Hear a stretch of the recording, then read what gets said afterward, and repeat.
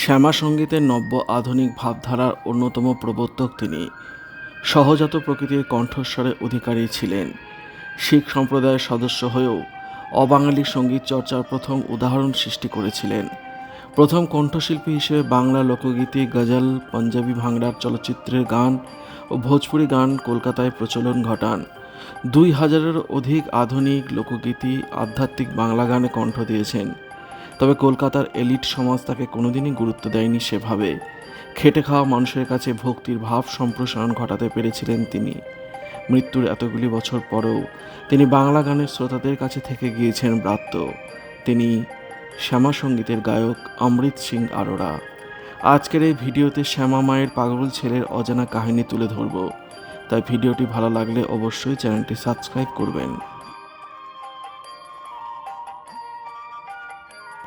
1943 সালে কলকাতার কুলুটলায় জন্মসূত্রে ছিলেন পাঞ্জাবি।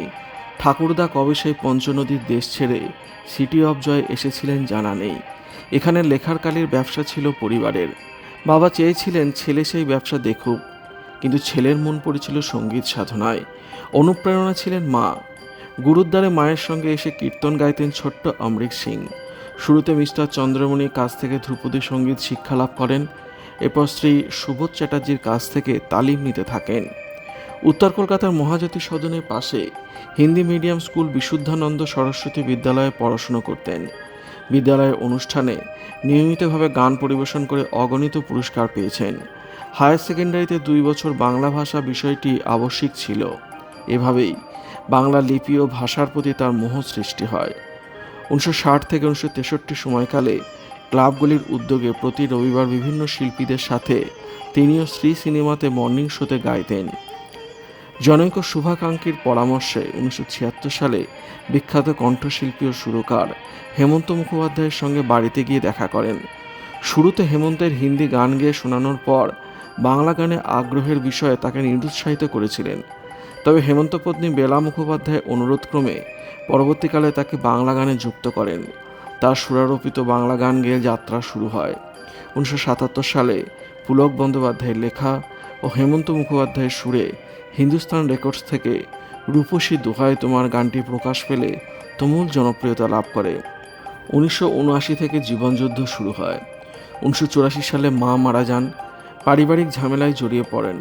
পরবর্তীতে 1985 সালে পিতা ও 1987 সালে বড় বোনের দেহাবসান ঘটে। 1983 থেকে 1984 সালের মধ্যে আবারও বড় ধরনের সাফল্যের সন্ধান পান।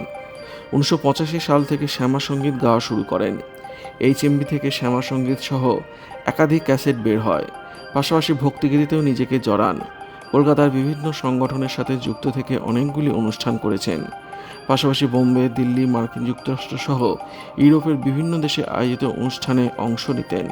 তার সুমধুর কণ্ঠস্বর বেশ সাড়া জাগায় সাধারণ শ্রোতাদের কাছে। চলচ্চিত্র জগতের সঙ্গেও তিনি জড়িয়েছিলেন। গীতিকার পুলক বন্দ্যোপাধ্যায় ও সুরকার মৃণাল বন্দ্যোপাধ্যায়ের সুরে 1997 সালে হিংসা চলচ্চিত্রে নেপথ্য কণ্ঠশিল্পী হিসেবে অংশ নেন। 1998 সালে HMV থেকে পল্লীগীতি ও শ্যামা সঙ্গীতের 2টি ক্যাসেট বের হয়। এছাড়া দূরদর্শনেও নিয়মিত গান পরিবেশন করতেন। শেষ জীবনের চরম আর্থিক কষ্টে পড়েছিলেন। সেই সঙ্গে শরীরে বাসা বেঁধেছিল মারাত্মক ক্যান্সার। তবু গান তিনি ছাড়েননি।